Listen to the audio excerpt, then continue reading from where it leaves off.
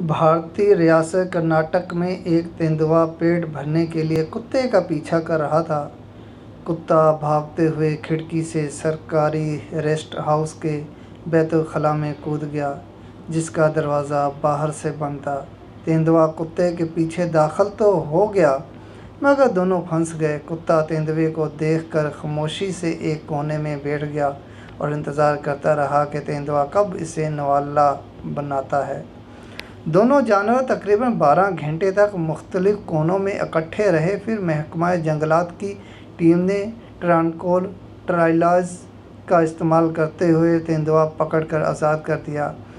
अब सवाल ये है कि भूखे तेंदुए ने कुत्ते को क्यों नहीं खाया, हालांकि वो इसे खाने के लिए ही पीछा कर रहा था, जबकि बंद वॉशरूम में वो ये काम आसानी से कर सकता था।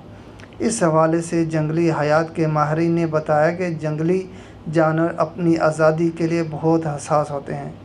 जैसे ही उन्हें एहसास होता है कि उनकी आज़ादी छीन ली गई है, वो गहरा दुख महसूस कर सकते हैं, इतना कि वो अपनी भूख प्यास भी भूल जाते हैं।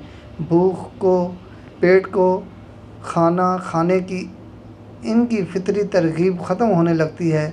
और कितनी अजीब है कि हम के आज़ादी छीन लिए जाने का एहसास होने के बावजूद सिर्फ पेट भरने लग जाते हैं।